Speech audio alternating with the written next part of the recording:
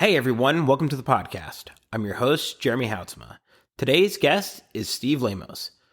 Dr. Steve Lamos, I should say. Drummer and trumpeter from American football. American football has had an untold and unscaled influence in the music scene, especially the Midwest Emo music scene. Its music means so much to so many, including myself. Steve is an accomplished professor and academic at Colorado University and a published author. You know, every conversation I have with people on here is special, but this one was incredibly special to me. So, let's get it started. And as always, welcome to the scene.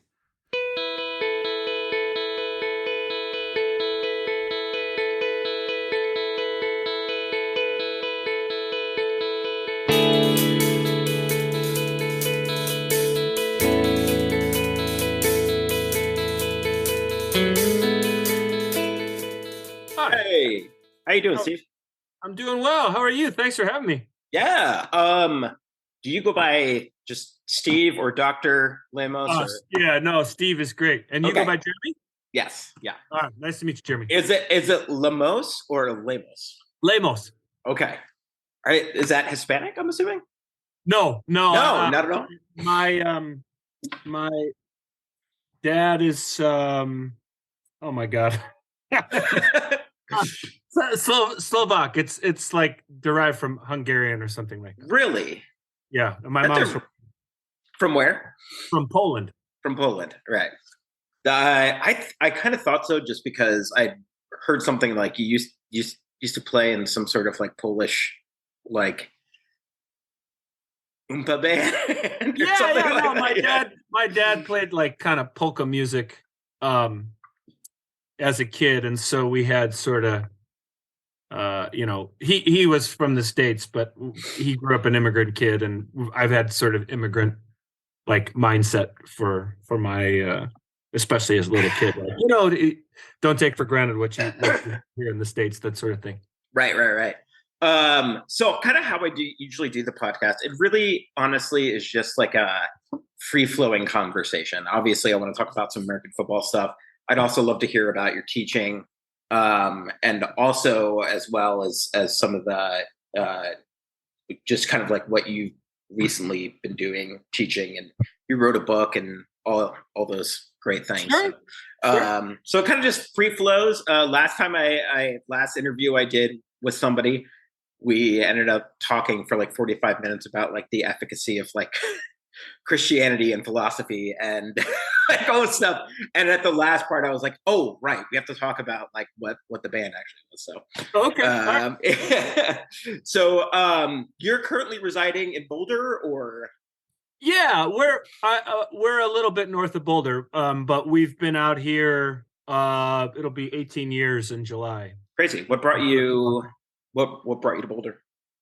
I teaching at the university. It was kind of I had a job for 1 year after graduating at Illinois State, and then came out here in 2005, I guess, and really like it. This is a place I'd always wanted to be, and so feel pretty lucky to be here. Yeah, I feel like I have lots of friends who live in that area, but it was either like we live in the Pacific Northwest, so just outside of Portland area. Yeah.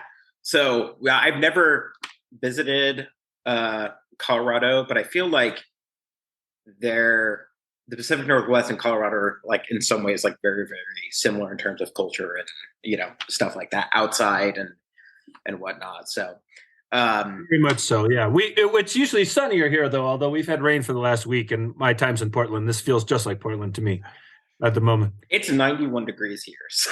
Oh God, no, I'm sorry. So we've just swapped. Okay. I'm sorry. Yeah.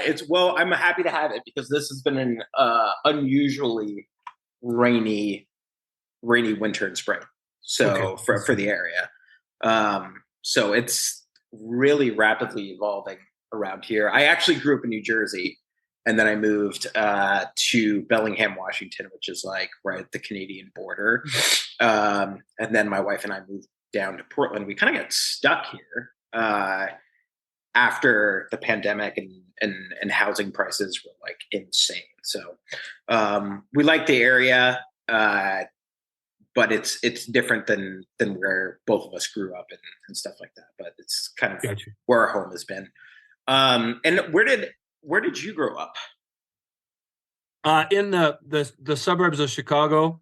Okay. And then I moved down to Champaign, Illinois for undergrad, and gosh, I guess it was 92 or something like that. And then I met my wife there. We lived in Champaign basically from the time we met in 95 through about 2004. Yeah.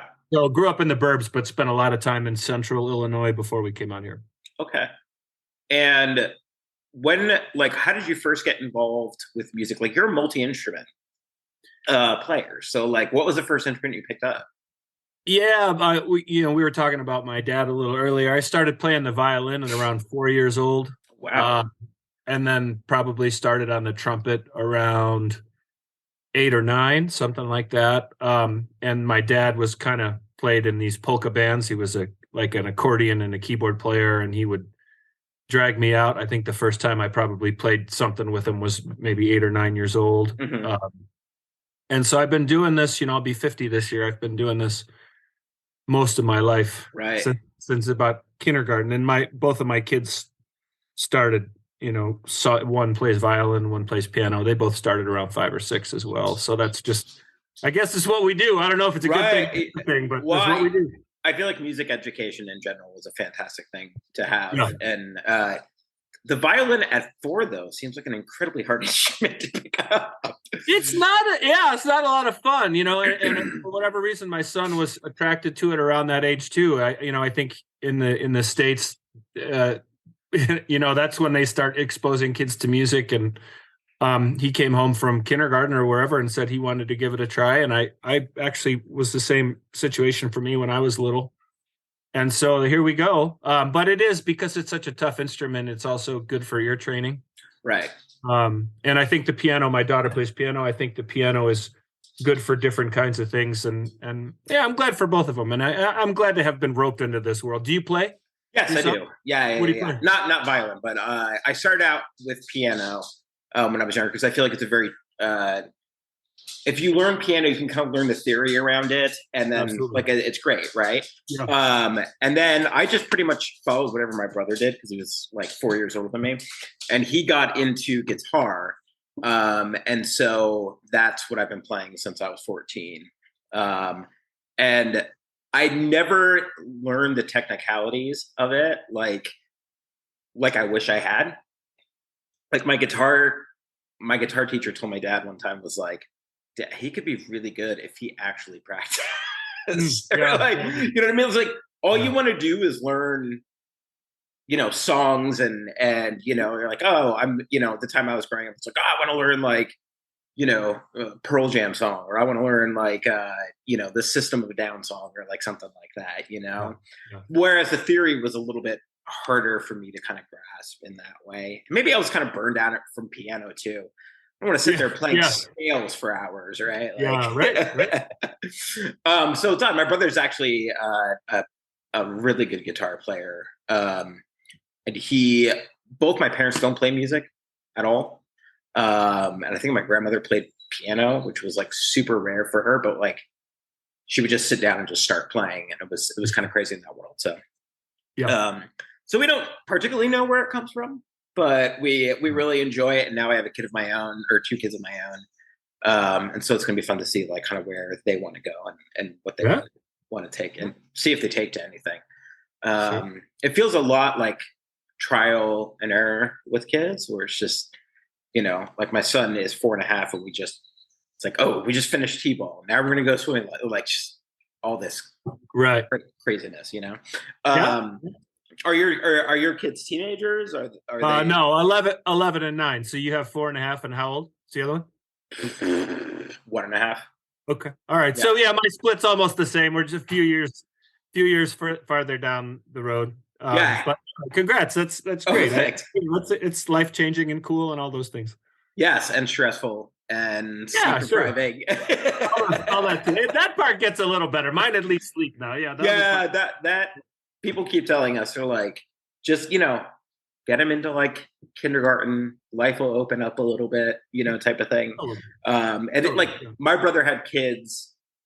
Let's see, my brother's 4 years older than me, like I said, but his kids are 16 and my other nephew's 13, I think. So they're like in a completely different stage of life, right? Right. So I had always wanted to play trumpet, but it always seemed like an incredible, like, and was trumpet a hard instrument for you to pick up? Oh yeah, I hated it I played it, I thought, pretty seriously, started tinkering with it in college, and then just put it away. One day I said, I hate this dumb thing. I'd always listened to jazz music, and I couldn't kind of get out of my head the people I most liked and how I didn't sound like them. Strangely, then I started playing some around this music stuff in the mid 90s because it would let me meet bands. A lot of bands wanted trumpet or thought they did. So that, I met kind of the braid people through that, and everything I did in Champaign started with the trumpet. And then one day just said, I'm going to be a drummer, and you can do that in a college town. And some band needed a drummer, and I found a drum set at a pawn shop, and that was that. But I really hated the trumpet. When I wasn't that big, long American football hiatus, I hardly played trumpet at all. And one of the things I'm most grateful for that return to American football has been playing consistently. And now I've actually come to kind of like it. I think it serves a certain purpose in my world, and I feel more comfortable in terms of what I can and can't do with the thing. Mm-hmm. And now I appreciate it. It's a kind of a nice part of the day to even play for 15, 20 minutes in the evening is kind of nice. Who were your? I've made peace with it, I guess. Yeah. Who were your jazz influences that you wanted to sound like? Miles, since I was a little kid. Chet Baker, since I was a little kid. Those two people in particular. And I now that I'm older, I think I understand that they had roots in popular music, and Miles kind of took it really experimental. And I think Chet Baker did the same kind of thing throughout his career, but the time cycled back to him. And so I respect them both in very different ways for very different kinds of musicians, but both made pretty incredible, lasting music. Yeah. I mean, A Love Supreme is an crazy record. I would sometimes put it on when I was like doing a job. I was like, I don't know why I'm listening. Like, this is the most chaotic thing like I've ever listened to. Probably doesn't really help me concentrate, but like it's a great album. And Coltrane is a trip, man. Yeah, that is an amazing record. And that track does center in a way that some of the rest of the record doesn't, and that's a powerful album too. That music is so meaningful. Yeah, I know.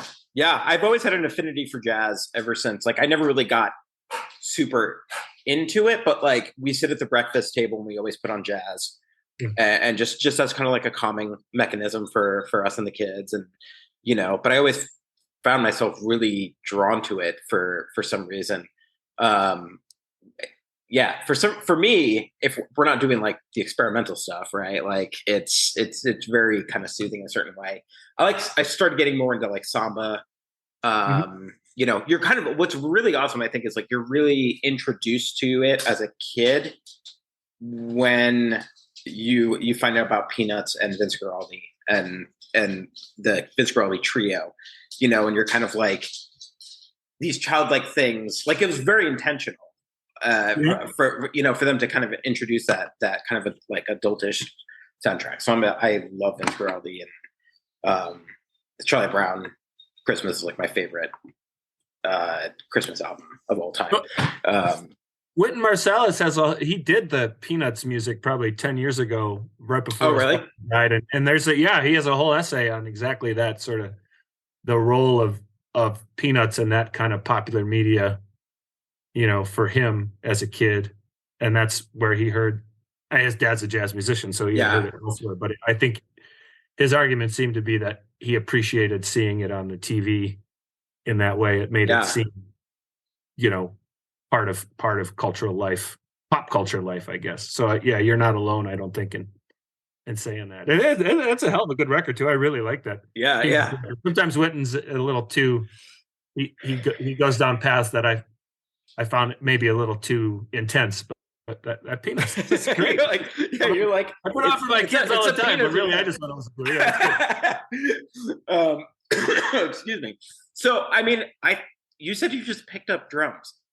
I find drums to be one of the hardest instruments to play. So you must have had some sort of knack for instrumentation in general, right? Like, yeah, I mean, they were around. My dad had a kit at the house, and that I would fiddle around with. But no, I mean, it was very sort of deliberate. I had messed with bass guitar in college a little bit, and as I got into the kind of that indie scene and that emo scene, I originally bought a bass at a pawn shop or something.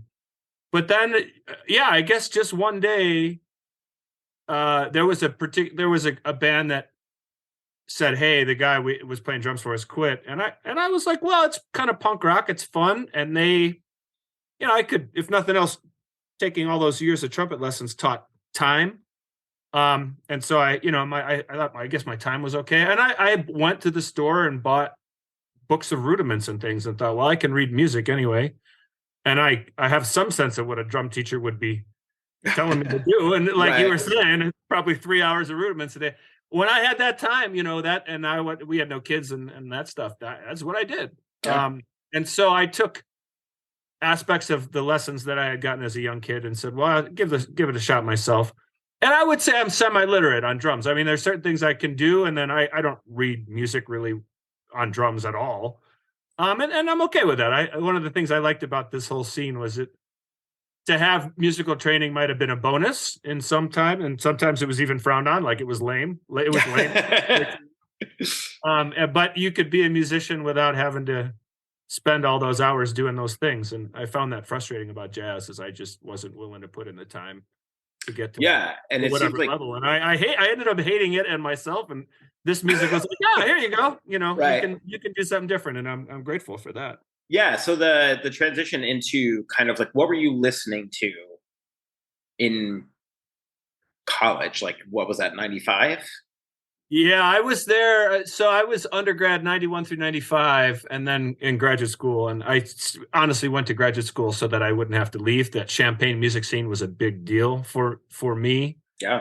Musically and socially. But that was a time of a lot of kind of guitar rock bands. I distinctly remember the first time I heard Cat Jazz with Mike on drums at this party, and I was astonished by what that was.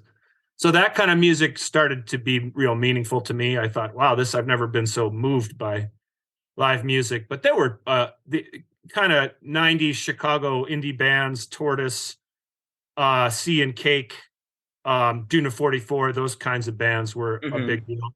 In Champaign, there was a band, Hum was an enormous influence, and to this day, one of my favorite all-time bands. So, like, as my wife would say at the time, a bunch of dude-based guitar rock. That was my thing. I don't think indie was terribly diverse. There weren't a lot of voices other than, kind of white dude male voices at the time. Yeah. And so I think that was definitely a limitation of that world. Although there was a woman named Elizabeth Elmore in Champaign who did a band called Sarge, and she was doing some interesting things. Liz Phair was kind of groundbreaking at that time in Chicago.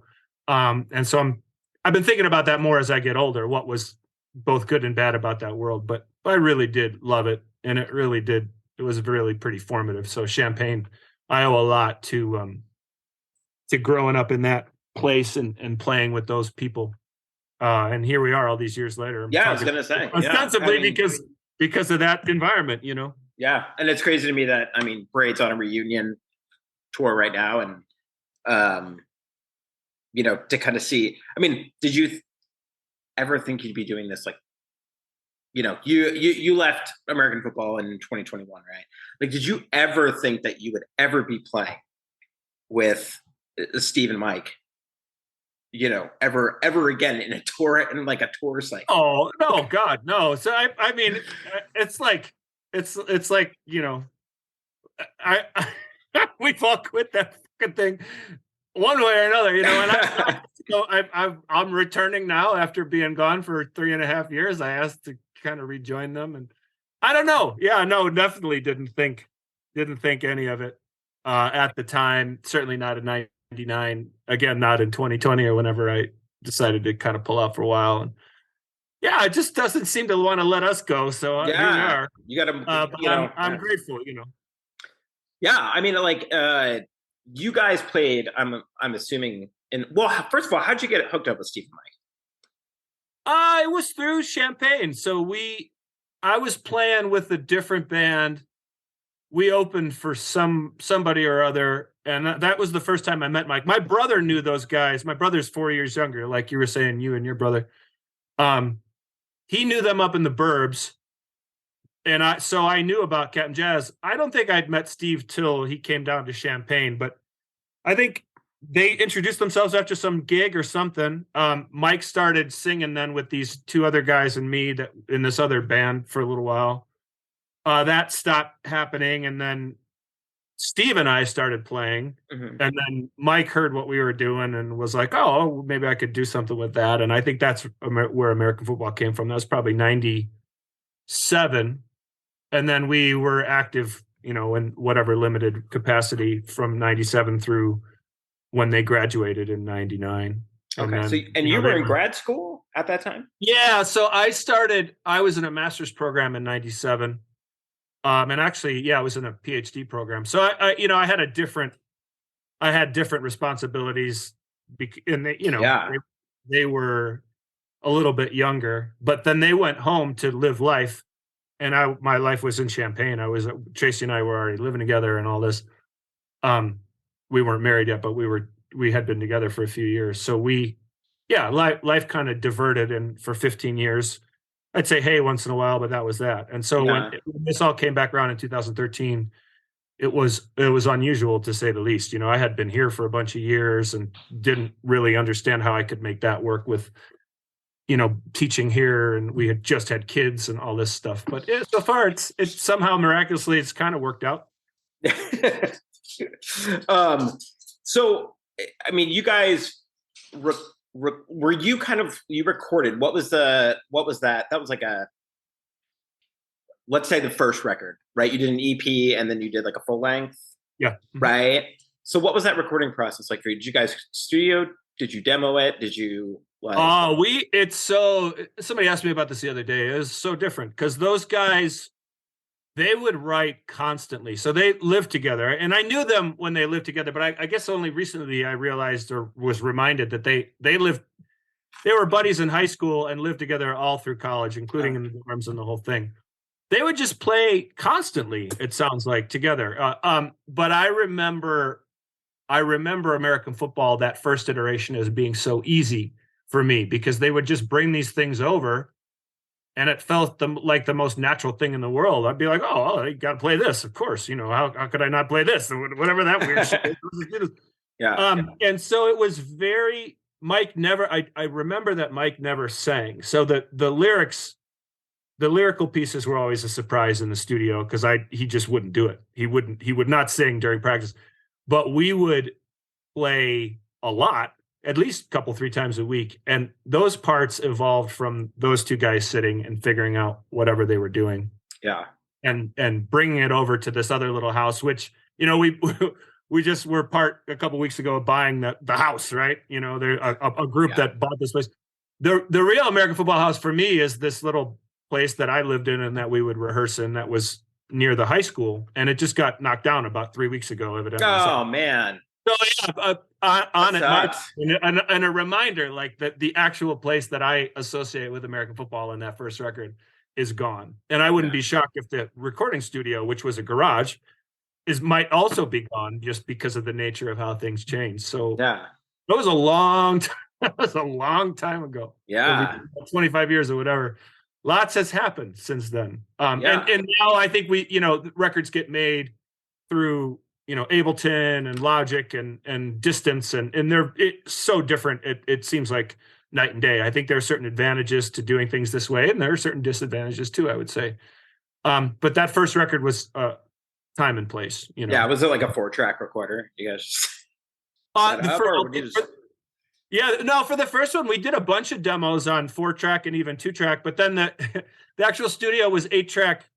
Maybe it was 16-track ADAT, which if you know that is like the worst of all technology. So the fact that sounds like anything is great. There was this guy named Brendan Gamble who recorded us, a super sweet guy. And he was so, I remember a lot about those sessions, actually. They were really easy. They were fun. They were low stress. I remember moving the faders together with Mike and Brendan during the mixing, because that's what there was no automation. You just you had fingers and move stuff around. It was kind of sweet, It's so different now that it just seems like a different beast entirely. Yeah. So you guys, they graduated. You stayed in Champaign.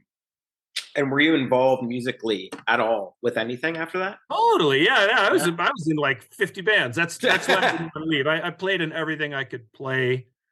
Got kicked out of a million bands. I always had a sort of a chippy attitude. Did some solo things. But no, it was just part of being down there. That was everything. It seems I think people have this kind of lore about that time and place. And especially about Cap'n Jazz.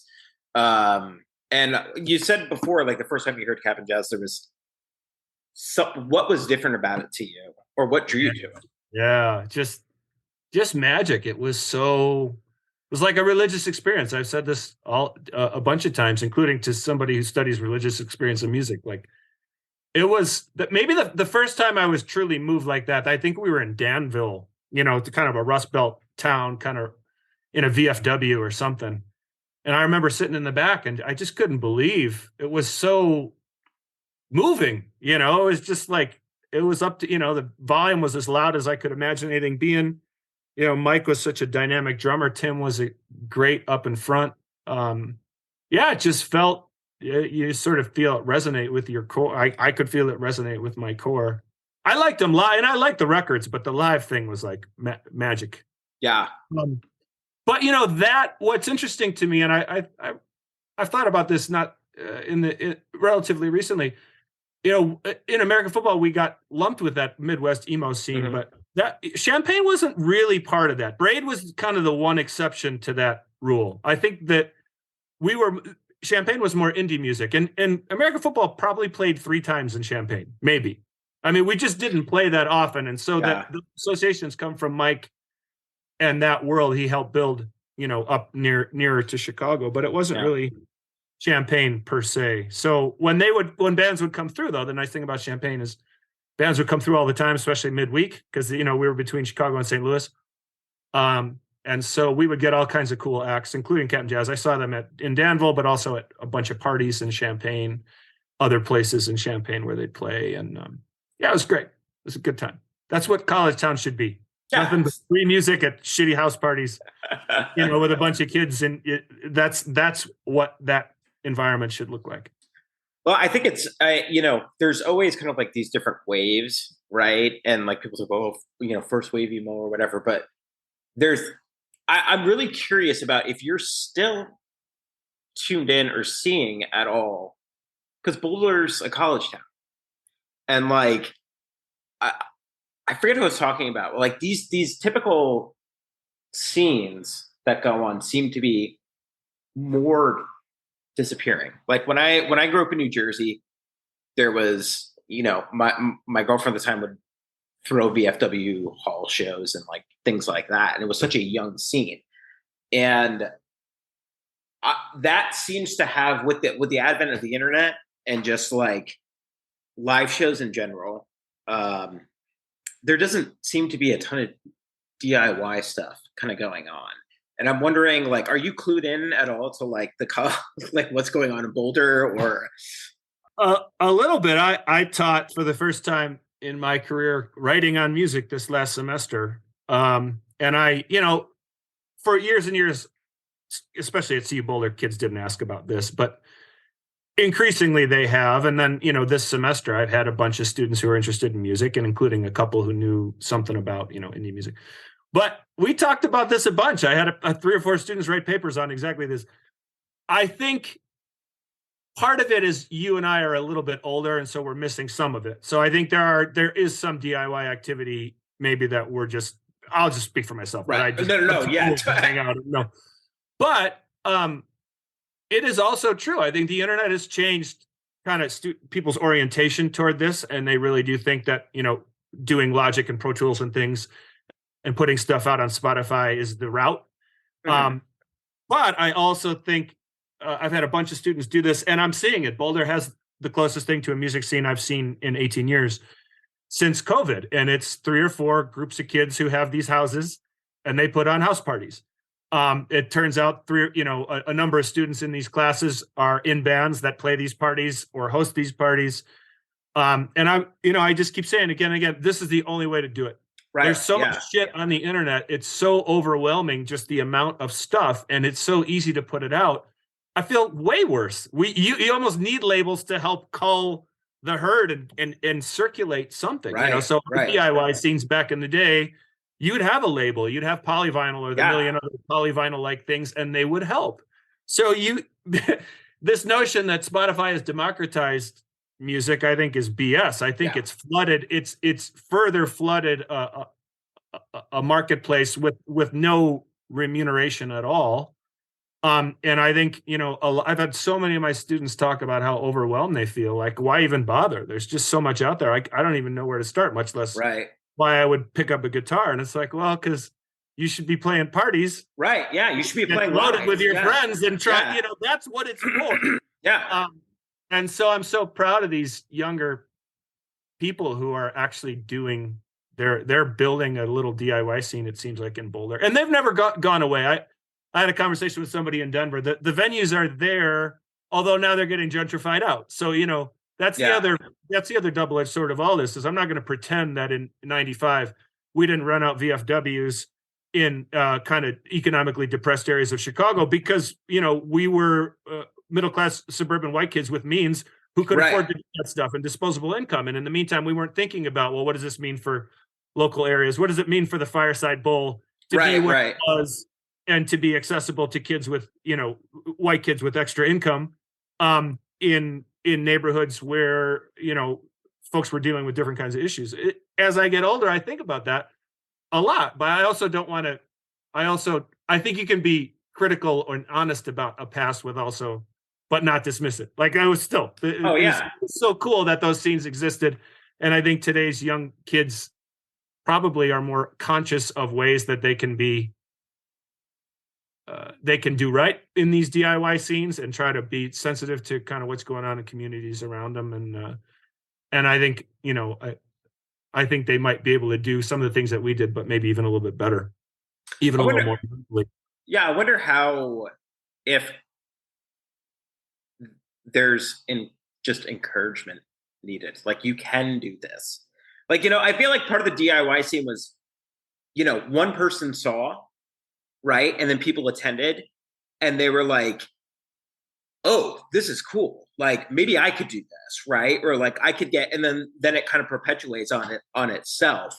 And like you said, I think there's so many. So I work with teenagers and I'm a mental health therapist. So like the overwhelmingness, right? There's the paradox of choice, right? Where it's like there's so much choice that you just get frozen, right? Totally. And you're just kind of like, I don't know what to do. And there's also the idea that like you used to pick up, like you said, a guitar to go play with your friends, and like there was no like goal of like I'm gonna put this music out and we're gonna put it on Spotify and be like whatever. You were just like, this is something to do in the garage after school, right? Or maybe we'll try and play shows where we can get shows and whatnot. So part of me just wonders if there's like where the encouragement is and if people are being encouraged or young people are being encouraged to do it, It's that's super insightful. I wonder about this all the time. And, so I'm talking to these students who are 20, say 21, right? And, because there's such an age difference between us, part of me thinks, I should encourage them. And part of me thinks the worst thing I could do is encourage them because they're going to be like, what does this old guy know? And they're going to deliberately not want to do it. But I do. I think, so I spent a bunch of time in skate culture, especially younger. I've always sucked at skateboarding and unabashedly, like I don't skate, but I love that culture. Yeah. I wonder, though, I was thinking about this the other day, whether that in some ways that's still a little bit easier because at the end of the day, you don't skateboard to put it on Spotify or put your videos on YouTube. Or at least most people don't. They skate because it's fun. And Right. the sensations of skating and hanging out with buddies are exciting to them. And I wonder if, maybe that's part of what the band kids need is like, look, you got to treat this like it's a thing, an activity Right. first and foremost. Don't even look at stupid Spotify because you're comparing yourself to this industry that exists for any reason but the ones that you need it to exist for. Whereas these kids skating a curb, they're not doing it to put videos on YouTube. They're doing it to kill time or have fun or chase each other around, do whatever they do. So maybe kids do need encouragement, but maybe we need to remind them of for what, and I think house parties are great because if they're fun, right. they're having a good time and they're meeting new people and they're doesn't matter how shitty the music is. Usually, it's just yeah. But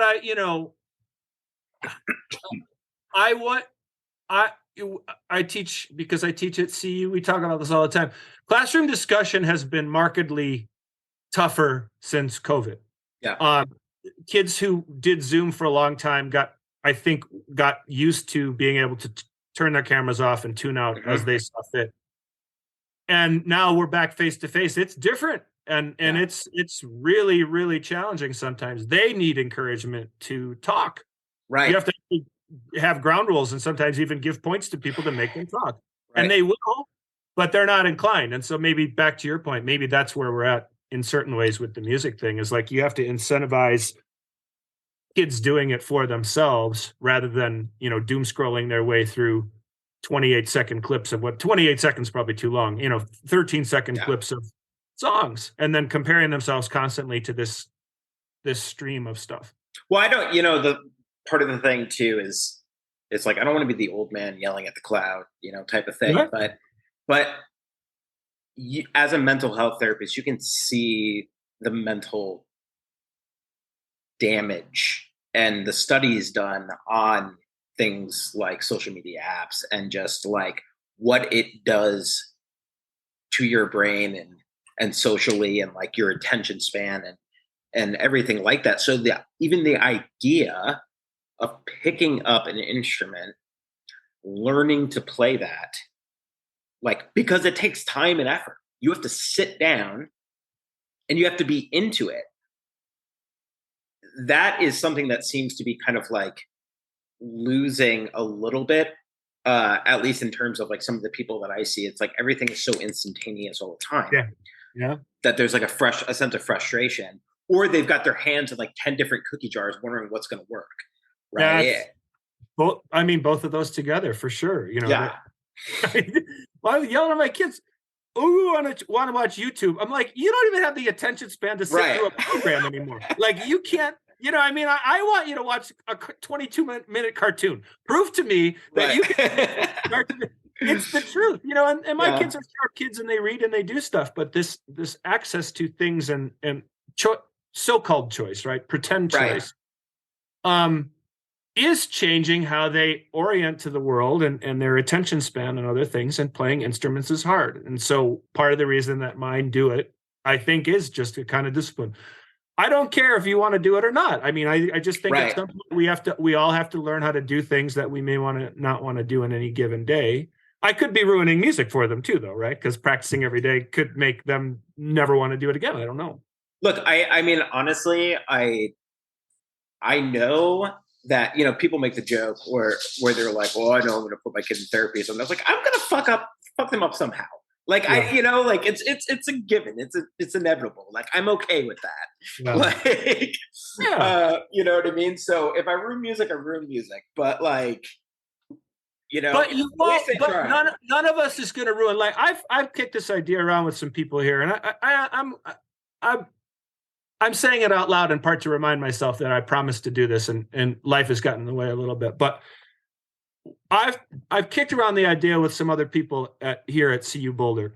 So our state, Colorado, is really interesting. It's enormously gentrified. Where I live is something called the Front Range. So like Portland, house prices are through the roof. Normal working people can't afford to be here. We couldn't afford to be here had we not been here for 20 years and able to cycle through houses and do all this stuff. But Colorado is not all that. Central Colorado and Southern Colorado are quite different. They're economically, socially, culturally, linguistically diverse places. Right. They're much less expensive at the moment than the Front Range. And I work for an institution that claims it serves the whole state. I would love to get with some people and figure out how to build some 4 DIY spaces. One up here, one in maybe Pueblo, which is kind of central Colorado, one in southern Colorado, Trinidad or somewhere, and get kids circulating across those spaces. And those DIY spaces would be music, they'd be art, they'd be skating or whatever, action sports kind of stuff, but also like whatever kids want to do, and then force them to travel to these different spaces, play for each other, and also mix and mingle and remind them that it's not, the internet isn't your end all be all in terms of interaction. And there's a lot that would go into that, and I could be naive in terms of, I'm not around. I don't know if it would work or not, but I just love that idea, because back to, American football and DIY, like to go play in Chicago was a big deal. To drive 2.5 hours and play in some shitty basement was an enormous deal. And to hang out and try to sleep on their floors was an enormous deal. And it was, became all encompassing of social life for a while. Well, I find it, maybe kids do need that. Yeah. And what I find mostly is that when you're a teenager and in college and stuff, like there's things you need to identify with, right? Like your identity, like I used to say, I used to be able to tell what a person identified with just by the kind of clothes they were wearing, right? So it would be like, you could tell whether or not this person was into this scene or that scene, or if they were goth or emo or like whatever, right? Just like based on that. Like if somebody had plugs in their ears, you're like, oh, they're probably part of the punk scene, and those, I was talking about this with the guitar player from a band called May. And the idea of like all these worlds got really kind of meshed together. And so, the way people identify themselves is all meshed together in an oddly unspecific, generalized way. And for better or for worse, I don't know, but like now, if you're wearing clothes, like I don't know what you identify with, like, right? Like it's just either that's part of the style or like what. But I find that community, what is represented as community these days, is really unfortunate. Like how many kids I talk to and they'll be like, well, I told this person blah, blah, blah. And like, I'll just be like, did you say that physically to them or through text? Through text. And they're like, go have the conversation. Like, what you see as community is going on Discord or whatever and like chatting with your friends. Like there's something about connection, that you need to have in order to be in the same space and to be physically present with people, right? Like it feels like it's becoming more and more of a lost art, especially with teenagers, but hopefully, college spaces or. You would think, you'd think they might be better, but I think music, I'm just thinking back to all the ways in which, the music scene ended up being challenging for me, right? The first time I ever met, people who identified, as queer was through music. The first time I met, or knowingly so, I undoubtedly knew folks when I was younger, but we didn't talk about that. But in music, we did. The first time I met folks who identified as vegan were in those scenes. The first time I really had interesting conversations about my white privilege was with kids of color in those scenes who'd be like, don't you see that when you say X, you're doing X and Y and Z, or this pisses me off and here's why. But they were face to face, and it was all about like, we do love this music, right? And we're all here, and we're all in some person's basement or VFW and whatever. And it's not. My worry is on the internet, you can throw things out there and then you can retreat, right? And you can be controversial, but there's not this kind of follow up, including when folks are judged. And hey, you just said something really offensive. In a face-to-face conversation, if folks are interacting with kind of, in good faith, then the next, you pissed me off. Here's why. Here's what I hope you'll do about your pissing me off, so that we can stay friends. Right. And I feel like actual music scenes force people together around positivity. And that's the other thing I spent a lot of time talking about with these CU kids. It's like, music is like a lot of other things, except it isn't. It has no purpose. It has no end goal, and it really is rooted in positivity. Even music about shitty feelings is, no one listens to The Cure to feel worse. Right. They listen to that music because somehow it's cathartic, or somehow the identification is actually weirdly comforting.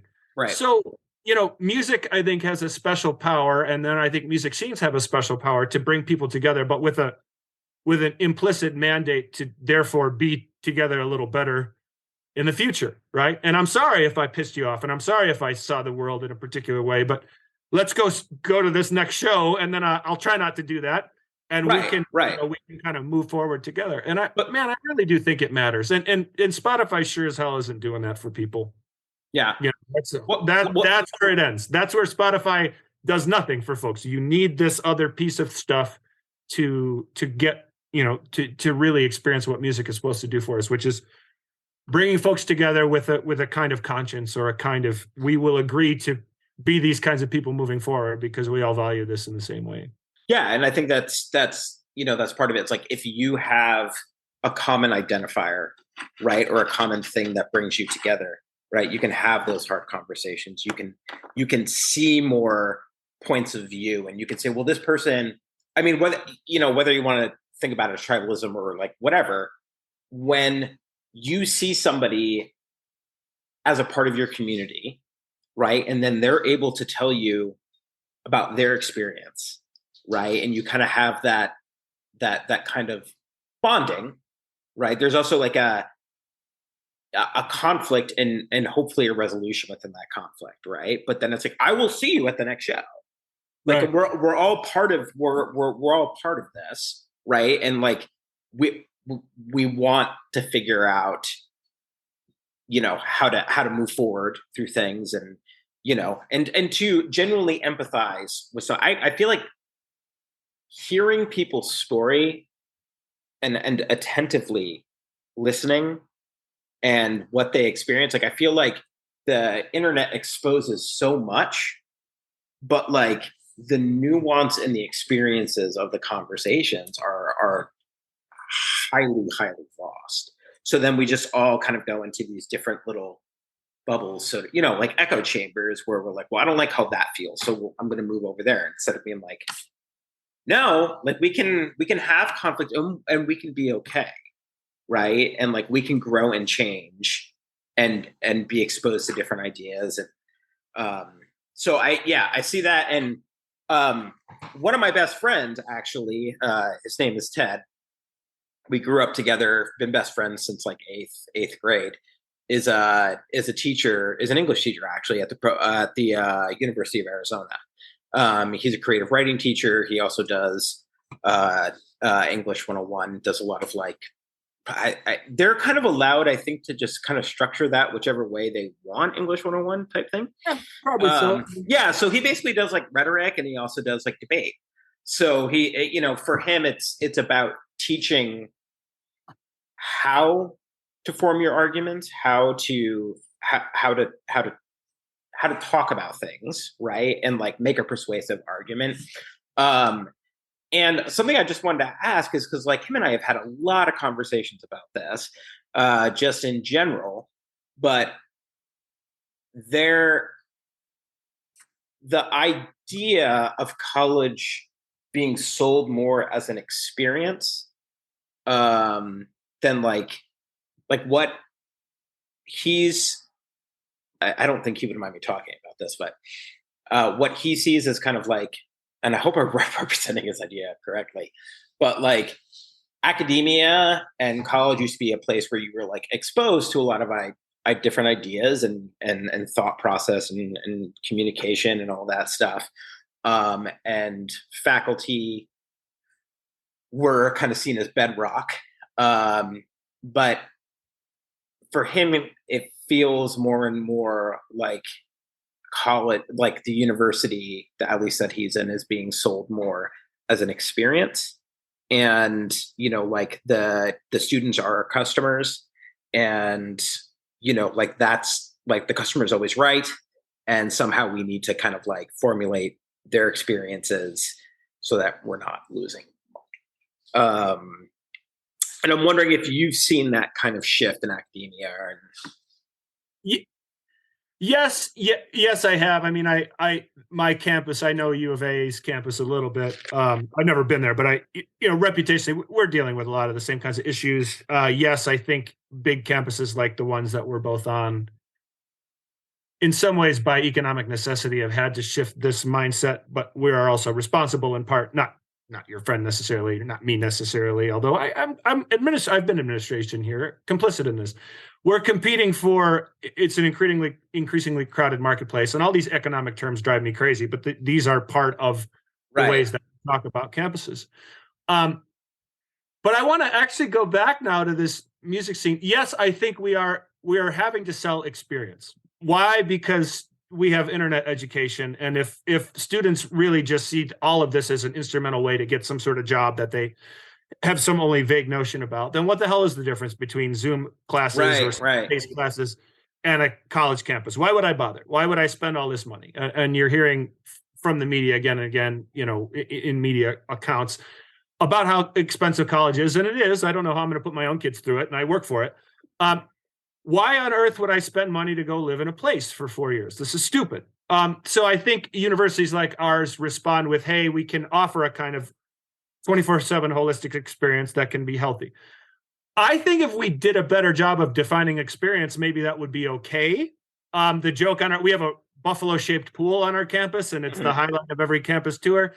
That's not really experience in the way that I'm talking about. That's experience in the way that your friend's talking about, like this customer thing. Hey, come have vacation here, and if you want to come to class, great. Or we have skiing and weed. Those are our two biggest attractions for the wrong reasons on campus too. I like skiing, and we know, but whatever, Right, yeah. Those are experience defined improperly. But a better thing would be, hey, come, this is a beautiful place. I'll just speak for Boulder. This is one of the most attractive campuses probably in the whole world, certainly in the States. But while you're here, why don't you think a little bit about where this comes from, what it might take to sustain this beautiful environment, let's say, or why don't you look around and think, well, who is on our campus and who's not represented? And what would you like this campus community to look like moving forward? What responsibility maybe do you have to make this a little bit more inclusive or interesting place? Why does the music scene here suck?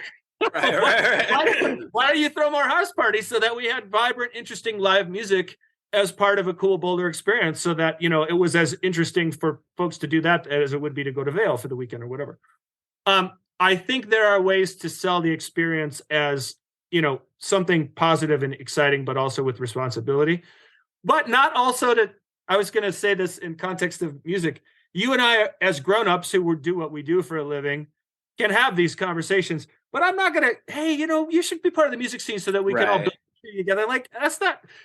You should be in the music scene because this is cool. Like front row at concerts and feeling the bass kind of, knock your senses silly. You should be attracted to that first.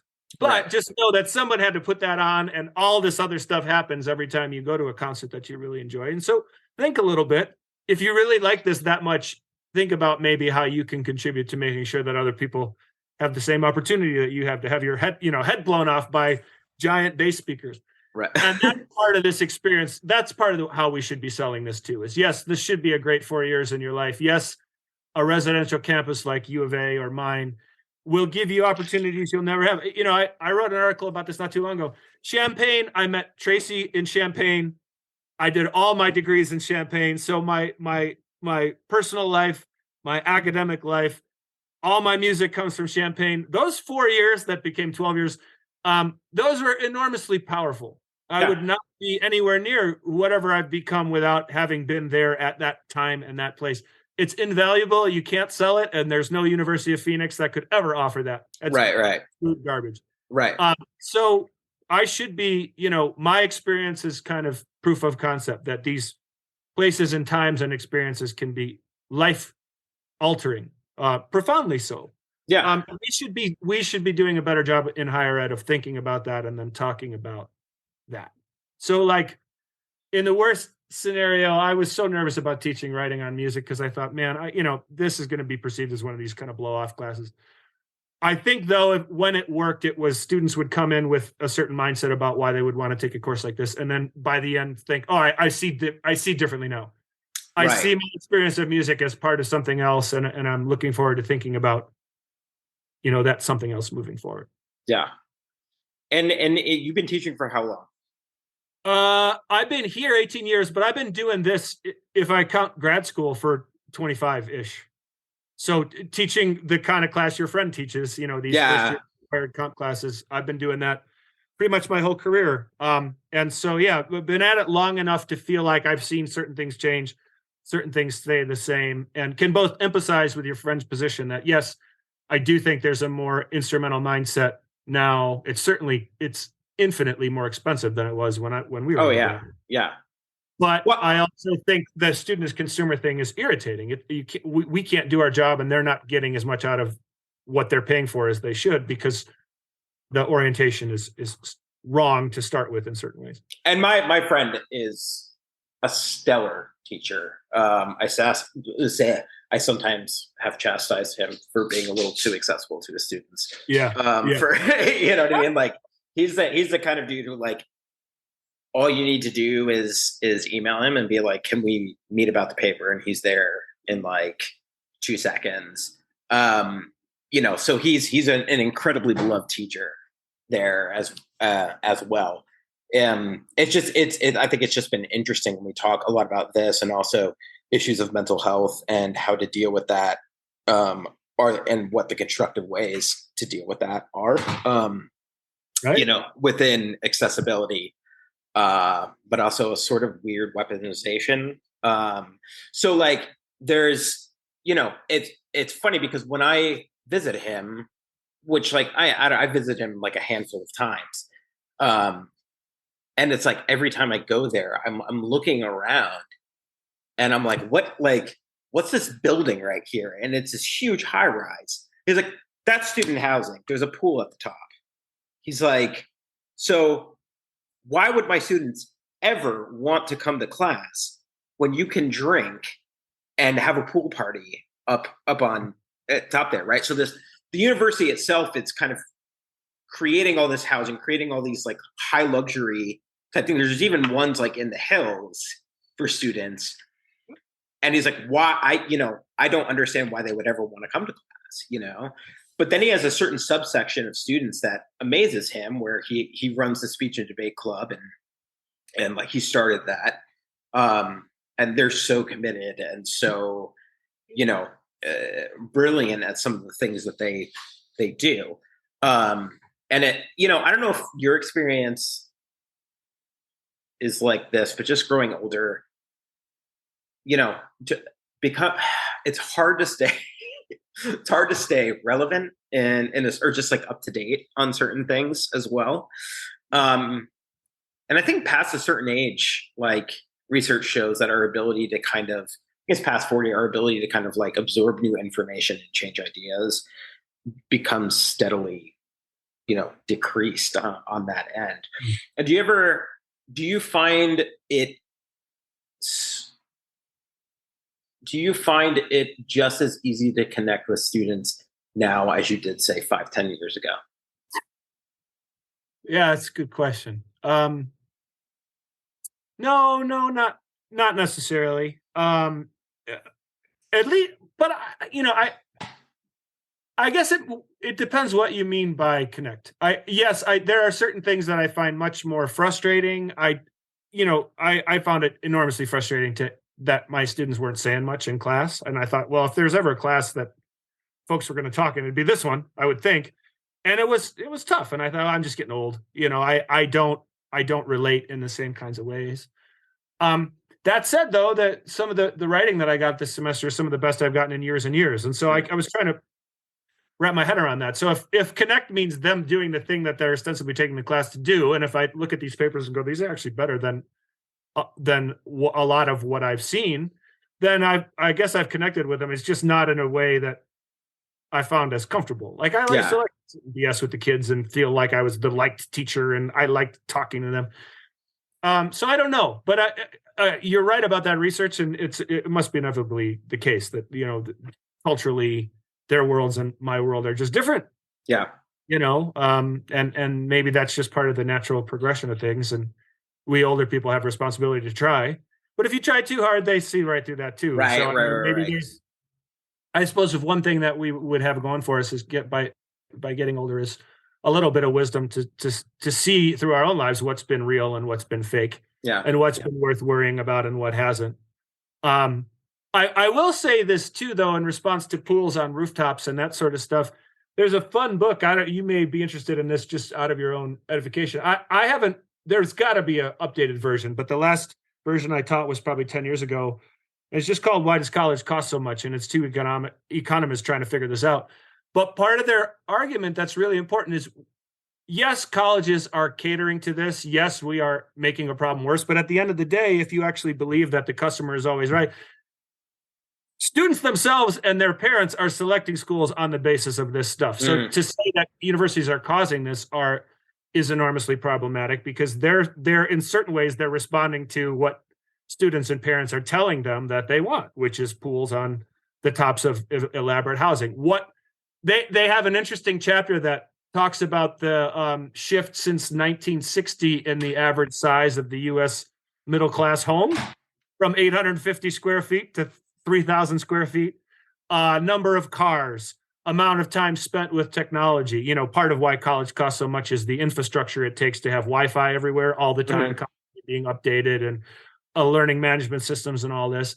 And these are things that, middle class folks in the States expect. Not only do they want, they expect. They choose based on whether those amenities are present in places. And I'm saying middle class because ostensibly that's who institutions like mine are appealing to.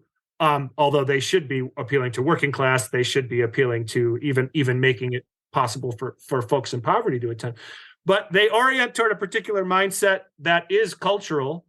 And so it makes the problem all the more difficult, because, we are in some ways responding to a kind of demand on the part of people who pay these fees. And then it becomes a vicious cycle where we respond to ostensibly what people say they want, and then they want more of what they want. And in the meantime, anyone not in that bubble is out in the margins in a different kind of way. So it's we're getting into it now. Now we're talking about, whatever. But, well, it's. I mean, if you don't want to do that, that's totally fine too. Like, no, this is fun.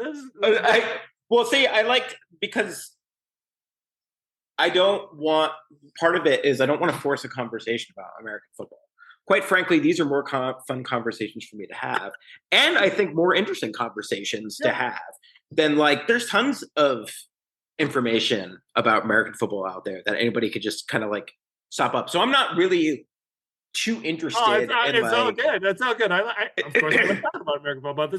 These are the things, as I get older, and it must be the case for you too, because we're having this conversation. But nothing's divorced from any one thing is tied an infinite number of ways to the rest of one's life. And so talk about music, and for me, has to be also about teaching school. And you can't talk about teaching at a university without being real about what that does and doesn't mean, and why, there are better and worse ways. I think we have an obligation to help students understand how to recreate responsibly, and how to have a good time, but also in ways that are sustainable and good for them at the end of the day. And there's so many pressures, including those on the internet, for constant self-stimulation or constant entertainment, but it's not really entertainment, and it's not sustainable, and it's not terribly healthy.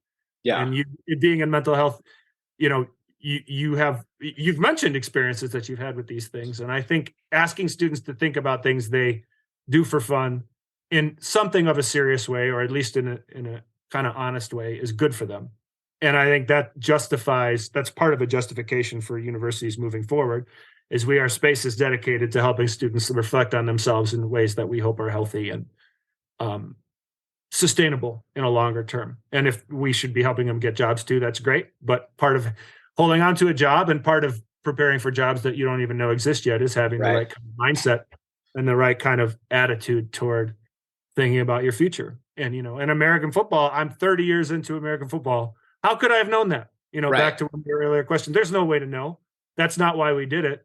And my luck and good fortune shouldn't be what's happened to me is pretty unlikely to happen to other folks. Does that mean they shouldn't be doing this? No, in certain ways, the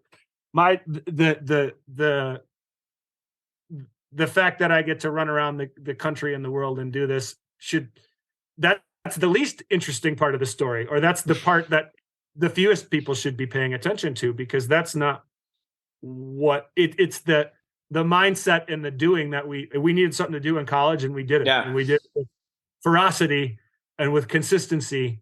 And the fact that it's paid off in these wonderful ways is a great bonus, but that I would do the exact same things again. Right. So did you realize, I suppose, like the scale of the impact of that music that you made? No. And what's funny is, I've been, for these 3 years where I said, hey, I need some time away from this, was trying to do some stuff for myself. And it's so funny to think about, if I play drums on an American football song, it goes to these places. If I put something on Instagram or whatever, YouTube, 200 people see it if I'm lucky, right? And so that this stark contrast in my own head of what it means to do music in that context versus do things that are meaningful to me now. And that they have no, I get depressed about it. I'm 50 years old and I know better. And it's like, well, what is this thing? What is this magic thing that has all these, gazillions of views? Are they real? Are they fake? Is that important? Is it not? Is it important for me to say, hey, here's this thing, I'm going to, here's 200 people. If they like it, fantastic. I don't know, but I got to do it. If I would quit this in a heartbeat if I could, because there's too much. I've spent a lot of time doing this. I probably should have spent doing other stuff, but I can't. Like, this is the day to day. I still practice almost every day for at least a few minutes. And it's like, this is just part of like putting on pants in the morning. Right. If I had a different way to be day to day, I would explore it at this point in life. Because there are certain aspects of this that I almost wish I could shed, but this is what we do, and we all do it. We all have the things that make us who we are. You were mentioning identity earlier. This is it. And so whether I'm poisoning my kids into forcing them into this musician headspace at a young age, I don't know. But I think all of us have to figure out how we get through each day. And hopefully it's healthier and sustainable as opposed to not so healthy and not sustainable. And, music has been part of that for me. And so this American football having this amazing reach is cool, but I'd still be playing shitty gigs at the local bar if that were my only option, at least once in a while, because I have to do it. Like, something about it has to happen. Yeah. It's part of you. It's a driving force. And it sounds like you've tried to completely understand it, but it's intangible in some ways. Or it's intangible. And it sounds like you had some deep philosophical conversation with somebody else recently about this. There's this guy in my field who writes about the religious experience in music, and he's a rock critic. He must also be, he seems pretty deeply religious, but he writes about the ineffable all the time, right? This thing you can't grasp, and this attraction to a force or something that you could never possibly understand, but it doesn't undermine the attraction, and it doesn't negate the fact that we need to try to grapple with that attraction and abstraction in order to make sense of day-to-day life. My wife is, studying Buddhism on her own, and it sounds to me like I don't know exactly what she's reading, but the things she brings up in conversation sound a lot like that, And so music must touch some emotional, spiritual, life force nerve in those people who are attuned to it in some way, shape, or form. And I imagine there must be other ways to touch other nerves for people who are attuned to different things. But we all probably will benefit as individual people and as a society, or as collections of societies, if we can figure out how to use those attractions, how to make those attractions,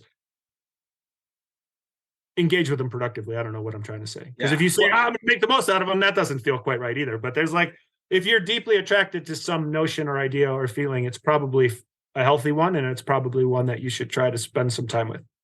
Have there been any type of musicians or things that you have connected with on that level?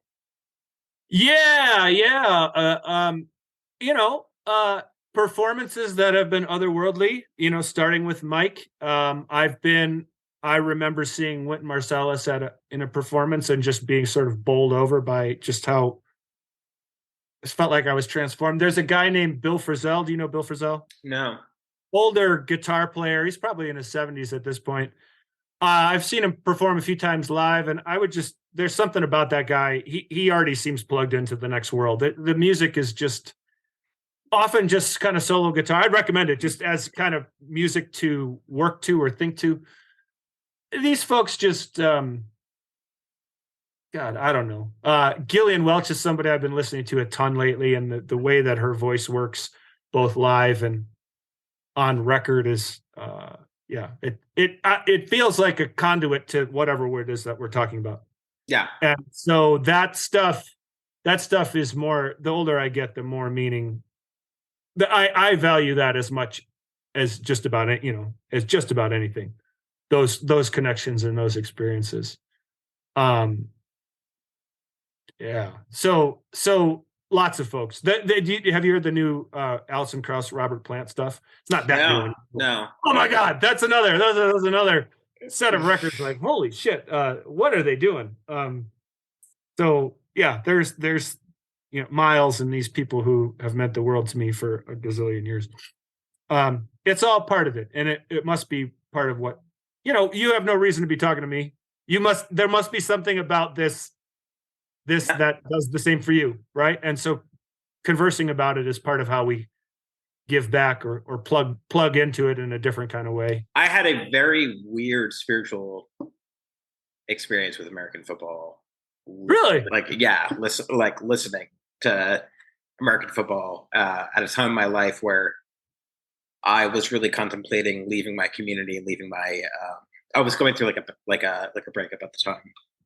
I was doing grad school down in Seattle, and I identify as Christian. I always have for like a long time, though I consider myself an incredibly liberal Christian. If not, I don't know. Some people might call me a heretic for some of the things that I believe, but yeah, I was, and I didn't intend on talking about this at all.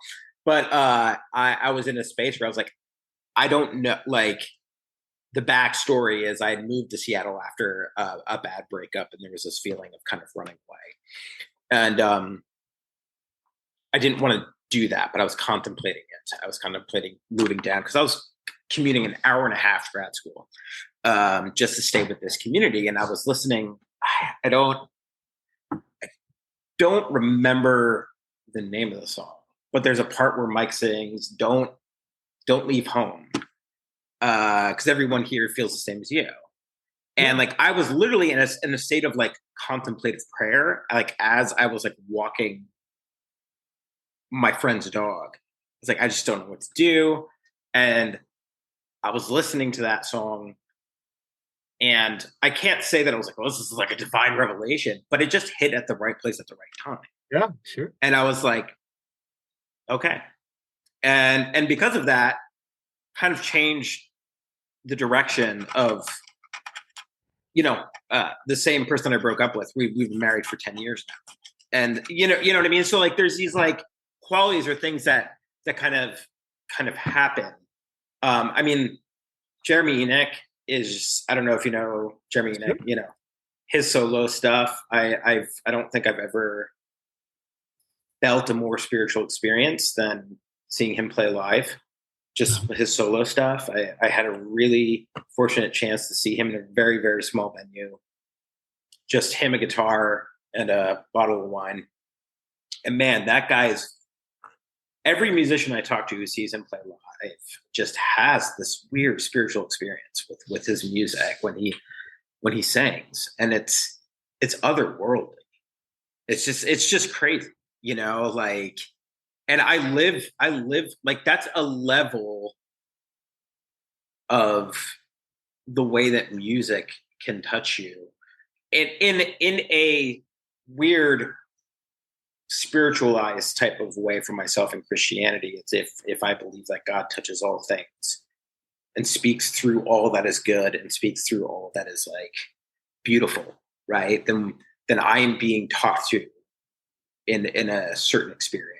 Right. And like, So those have kind of been the things for me. And the thing I think about American football, that for people, I think the music tends to be vulnerable and beautiful to an extent, and also it seems like there's a lot of minor chord progressions in there, so like kind of hits on that like emotional aesthetic of like sadness. But there's something about it that, gosh, man, I saw you guys in 2012, I believe, in Seattle, when you guys embarked on your first tour, and that was a spiritual experience to me too. Like, just you would have these moments where things would come down and you'd be playing the trumpet and so, and it was otherworldly in a sense. It was just like, man, this is so beautiful. I really wished the people next to me would have shut the fuck up the entire time. But that's like, and I saw you guys again in Portland when you put out the second LP, and people would not stop talking the entire time, and it just like ruined it for me. Like, so it's really hard for me to go to shows now because like people seem to talk through all that, and so you kind of miss out on that sort of like experience of, just like the music taking over and people being gossip. But that's the grumpy old man in me. But yeah, I mean, you're exactly. So, the reason of why I do this podcast is because I get to talk to people whose music has influenced me and made me feel certain things. And I mean, what better gift could I for myself, and so I was so happy for you to do this, because that was it for me. And you seem like an incredibly accessible person as well. So yeah, I mean, like essentially, yeah, you hit the nail on the head, right? Man, yeah, it means a lot. I appreciate it. It's interesting to hear you say that song too, because that's the song that I always point to as my favorite one still to play. That song, and it's the riff. It's interesting that those lyrics hit you in that way, but that main riff remains infinitely interesting to me. It draws me in every time. It's my favorite one to play to still of anything that we do. And it's interesting. So there is something about that song, and I think that song, I think it was written, but I think it's more like it initiates something that's going on, and it allows a certain kind of plugging in. I read this stuff all day long too, this kind of musical phenomenology stuff, how the body interacts with music. And that song brings to mind some of those issues. It's interesting that spiritually it did something for you at that time. That means a lot that you'd share that with me. I appreciate it. And that song has a kind of mantra quality to it that I'm glad it helped you in that moment. Yeah. and I do love playing, and I'm glad that it meant life. You should talk to one of my favorite people in the whole world is Sarah Beth Tomberlin. And and I met her because she was opening for us on a tour. So we hung out for 2 weeks, and she rode in the van with us. She was raised in a quite conservative religious space. And I thought you were going to bring up Bazan. She's buddies with Bazan. I don't know Bazan. I've met him a few times, but we never talked about these things. But I want to say, I hope I'm not speaking out of school, that she has had lots of conversations with Bazan about leaving this spiritual community. She, and I don't want to speak for her or anything else other than to say that I think she's thought a lot about exactly what you were just talking about. She's fun. Some of my favorite music in the whole world. She's also as real as it gets and lets people know, exactly what she's thinking when, in all those ways. Just one of my favorite folks. So I don't know if you can get in touch with her or not, but she just might be a really interesting person for you to reach out to, because she's got lots to say about exactly what you were just talking about, choices to stay or leave with communities. I've seen her in print talk about relationships now to her folks as an indie performer, as an openly queer person coming from a religious tradition where those things, to be queer is as you say, heretical almost. And I don't know that she uses that language or any of that stuff, but I just remember having really interesting conversations with her about community and religious experience and background, and thinking about some of what you just mentioned from those angles. So she might be somebody really interesting for you to talk to. Yeah. Since you share that background in any way. And obviously Bazan spent a career thinking about this, and kind of, it sounds like being in community, leaving, coming back, remaining kind of ambivalent about it. Have you seen the Jessica Hopper book, the first collection of criticism by a living female rock critic? You gotta get. So Hopper I forgot, Jessica Hopper was also Bazan's first. She ran Hyper PR. I think she was football's first PR person too, actually. But she's got some really interesting stuff in that book about Bazan and that whole journey. And then this guy, I didn't mention his name because I wasn't sure if it would be relevant, but he might be super relevant to you personally. His name is Joel Henghartse, Hengartse. You may actually even want to reach out to him. His book is awesome, and he speaks as a Christian, a Christian rock critic, openly Christian rock critic, who's leaning sound like yours, kind of sort of lefty, bordering on heretical. It sounds like even in some of the things that he's written, he's got a hell of a lot to say about this stuff, and a lot to say about indie and rock music and its relation to contemporary, young Christian people. He might be really interesting to you too. I found that book fascinating, infinitely fascinating, and I've read through it now multiple times. So just more folks that might be, fun. Yeah. In given what you're talking about, might be of interest in terms of you trying to reach out. Yeah. If your wife is studying Buddhism, there's a really great book written by a Buddhist monk called Living Buddha, Living Christ, which is like an amalgamation of I forget who the monk is who wrote it. I'll recommend it. It's really, really good, and just how the two spiritual sides emerge. So a lot of the people, because like a lot of the people in the scene that I tend to talk to, either there was a whole scene of like Christian punk and emo bands, right? Or just like guys who were like always involved in the church, who then just became, hugely it's a really interesting kind of scene that kind of exploded out of that. And so a lot of them have left the faith, and I find the process of deconstruction like incredibly fascinating.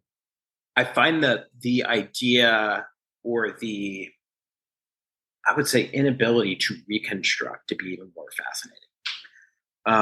Whereas I kind of have this, like, if you deconstruct something, there needs to be a safer place to kind of like reconstruct.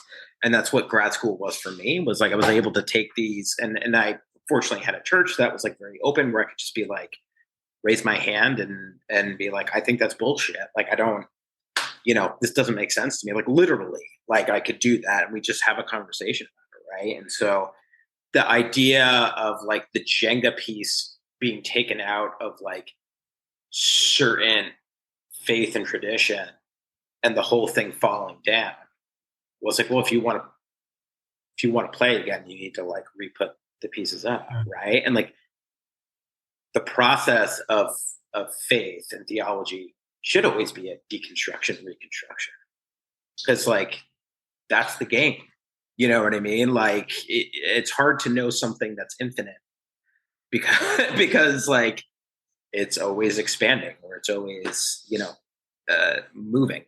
So I find that like super interesting.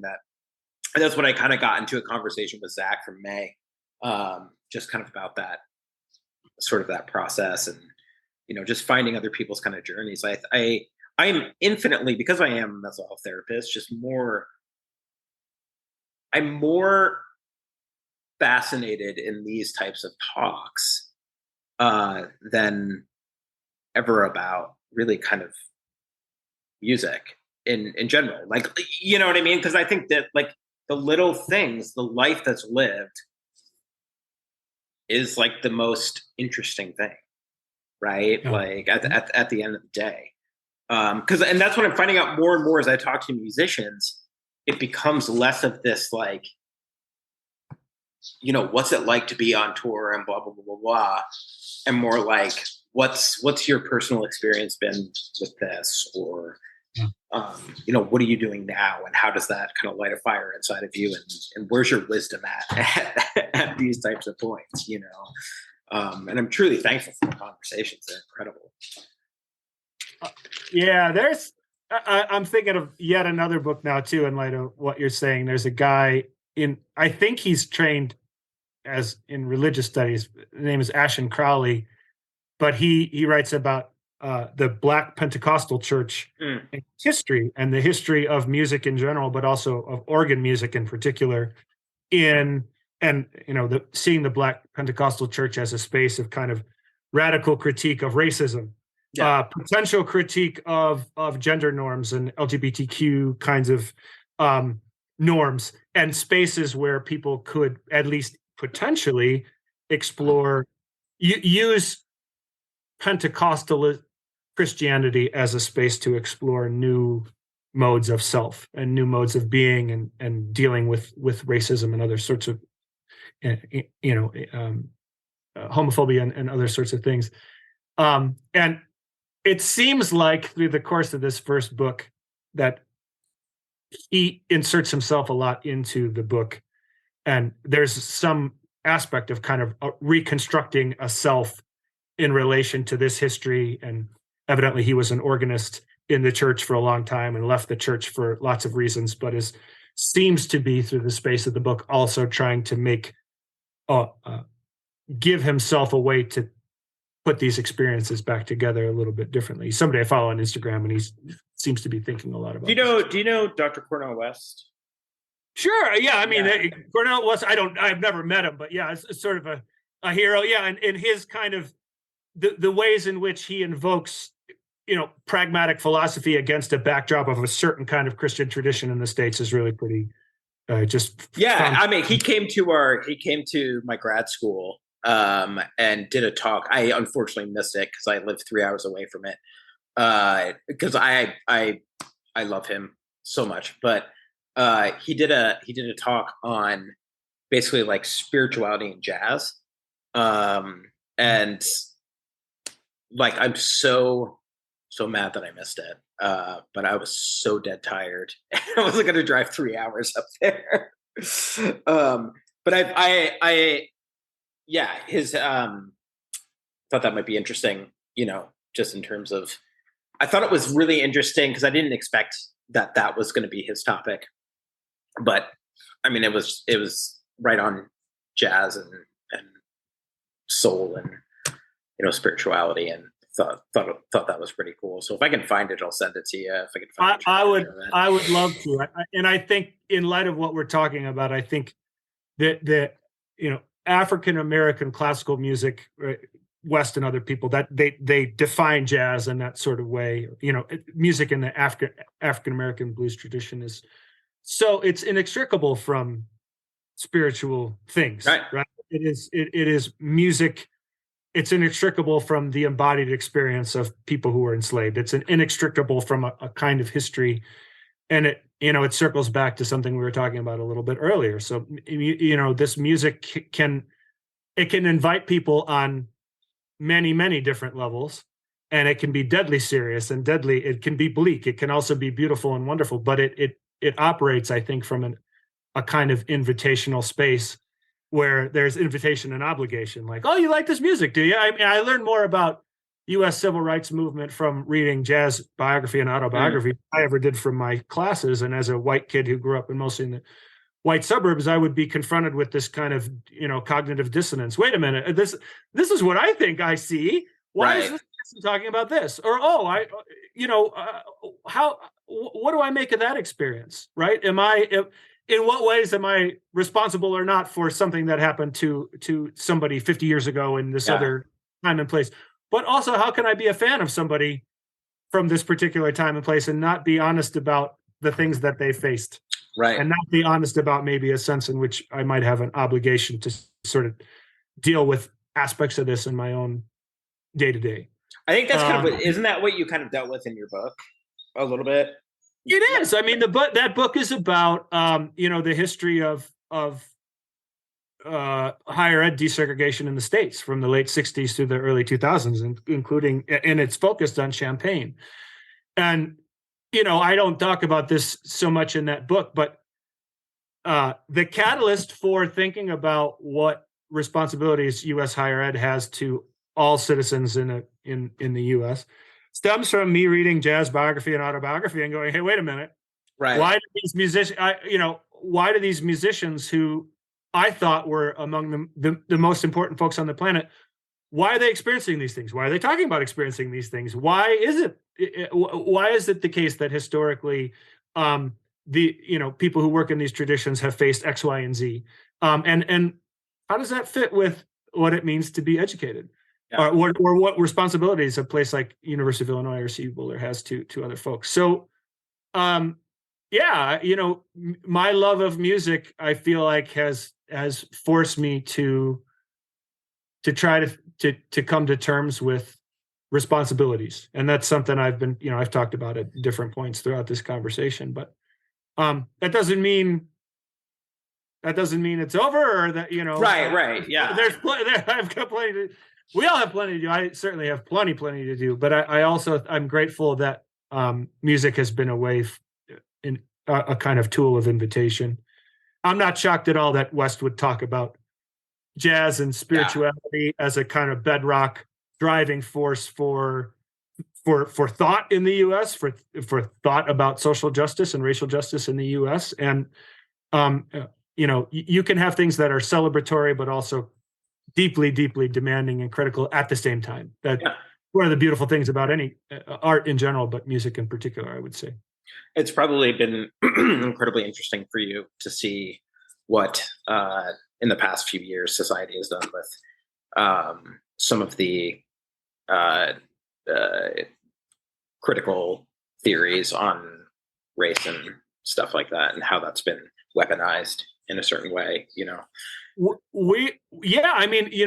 I wrote about. I use Derek Bell's notion of interest convergence, and Derek Bell being one of the sort of foundational people in critical race theory, to try to understand how moments of historical change function, or what we're actually talking about. We're talking about change, and one of Bell's central arguments is very much that what would appear to be gains for marginalized communities in U.S. society tend to happen with the most sort of frequency and the most seeming impact during moments when also the mainstream feels like white mainstream feels like it has something to gain from this change. And so he's asking us to be thoughtful and critical about what we mean by civil rights, what we mean by progress in certain kinds of ways. And I don't. Bell is a pragmatist in the same tradition that West is, and Bell is deeply interested in trying to understand how things really work and how and what real progress looks like, as opposed to sort of images or notions of progress. And I think with George Floyd, and I think with BLM protests in the last few years, where we've been at another moment where you sort of see a deep push among marginalized communities, African American communities, and other for changes in the way that society functions. Certain kinds of responses from mainstream society that fit or don't with BLM, a level of change, and then a level of kind of receding back, and the mainstream saying, "Hey, wait a minute, not so fast, right? We're willing to concede X, but we're not necessarily willing to concede Y." And so I've been thinking a bunch about that book and certain dynamics that I thought were interesting when I was looking at higher ed. Now that I try to understand how we're grappling in real time with the demands of Floyd's death and the death of other African American young men since Floyd's death, and how have we been talking about this, and then how has this Fox News sort of backlash and co-option of my mom and I are different politically, and we can have good conversations, but she was sort of aghast when I reminded her that, hey, I actually wrote a book, 15 years ago using critical race theory. You did what? I said, well, you read part of it. Yeah. You know, and I'm not picking on my mother. No. Because she lives down the street. She should come box my ears. But it was, I bring that up because I think what Fox News has termed CRT is divorced from any functional notion of absolutely, what it is, what it does, it's a bastardized notion of what it tries. And moreover, deliberately so. This sort of knee-jerk stuff that's going on is a deliberate kind of misconstrual of what any sort of critical race theory would ask us to think carefully about history and think carefully about economics with an eye on thinking differently in the future. And that doesn't serve the purposes of folks who are demonizing this. But it was one interesting moment. We're like, no, I got to be careful, in the Fox News. Anyway, so I hope it wasn't too much of a digression. What are you excited about now, man? I'm excited about, I'm working on a book about some of these sorts of things. I get excited. I appreciate very much this conversation. I like doing this sort of stuff, but I'm working on a book that's trying to understand these things. I mentioned that is to say, try to understand what the resonance is between music and writing as rhythmic activities. I'm excited about playing in the band. We're going to go do some stuff this summer overseas, and then do a little bit more. It sounds like maybe later in the year, some things next year. It's exciting when my kids just to be home and see what they do. They just had a recital the other day. That was kind of exciting. I'm glad. I was more nervous than they were. I'm glad it's summer because it's a little less hectic around here. I can talk to you for an hour and a half, or however long. Yeah. So sorry, we've had this a long time. No. I've had like 2, 3. Yeah, I'm good. My kids are at daycare. I'm like, all right. I can chat with you now because it's summertime. I've got some research stuff to do, but I'm not teaching in the summer, so I don't know. Life is all right. What are you excited about? Oh man, just trying to think. I'm excited that my kids are in daycare, so I have a little bit of free space. That's perfectly. I go to school. That's right. I think summertime as well. I mean, we were just in Maui last week, and so that was like the peak excitement. I was sick though, which was kind of a bummer, but just I'm sorry to hear that. I know. It sounds like you're feeling better, but that sucks when you're on vacation. Oh yeah, I mean, I just like downed as much cold medication as I could. So I think I'm excited for the sun. When you don't see the sun for 6 months, and that comes out, it feels you forget how rejuvenating that is to like your soul, just in general. I got my 40th birthday is coming up soon. I have no clue what I'm going to do for it. But I think just being a dad. One thing I really like about Mike's Owen project quite a bit. I wish I could talk to him, but is that I feel like he nails parenting life in an incredibly meaningful way, like in the mundanity of what it means to be a parent and stuff like that. But I appreciate that question. I've been working on some music just at home. COVID really gave me a chance to kind of get back into playing guitar and writing music again, because I lost interest in that for a really long time. So those are the things I'm kind of excited about, and possibly, getting more sleep. Because I work in the evenings. I work from 3 to 8 o'clock, seeing people. So that's, and honestly, I'm excited for conversations like this. This is really life-giving to me in a lot of ways. Vice versa. I appreciate it very much. This has been fun. There are different flavors of interview. You're a good interviewer too. It is nice. Thank you. When it, even conversation, you put people in conversation, and the ideal is something new comes out. Something that folks hadn't thought through before, or they they make knowledge, as we say in higher ed, together, and this has been the free flowing nature of this has really been sort of fun. There are a couple of things I'm going to try to write down for myself. Like, you got to think more about that. I think like authenticity, right? Like authenticity is found in conversation. And I think we all really, really crave that, in a certain way. And I think that's sort of what the internet has like robbed us of. And so creating intentionality around conversation and, sharing of life and ideas. I think one of the things that any of like my atheist friends that I talk to, I'm thinking of one in particular, like we're really good friends. And the one thing that he's always been pretty consistently like jealous about is like the idea of the church in the way that it creates community and the way people find meaning. And it's increasingly difficult. I hear and I see, and even for myself, to create community, because we're connected in ways that we have never been connected before, but we're also in a lot of ways. Right. And kind of going back to some of the music and the scene, and like what you were a part of, and that connection is so needed and desired, in a certain way. I just think people need to figure out ways to make that happen. But our lives are so easy in a lot of ways too, that it's easier to isolate, right? Like, I mean, without technology, we wouldn't be able to do this, right?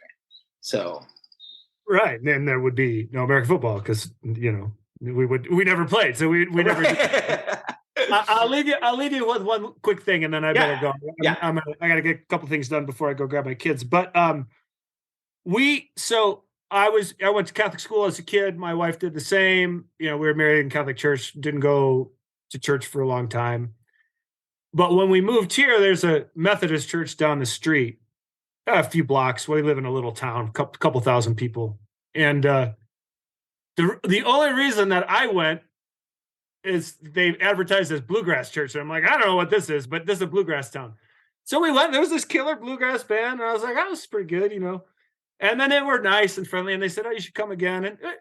And we've leveled off into, we go kind of when we can. Yeah. I play trumpet there when they ask. And it's, to play trumpet in that setting.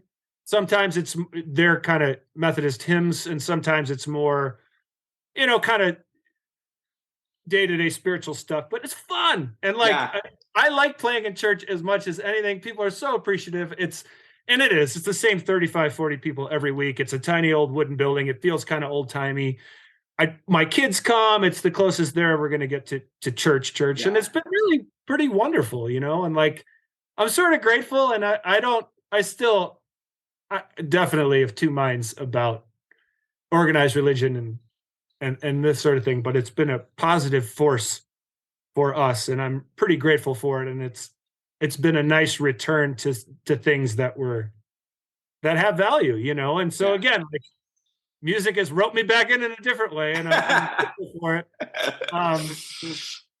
And to be able to play for folks, I played at Easter time and stuff, and it's special, It's like that's very meaningful in a whole other thing, and feels in certain ways more.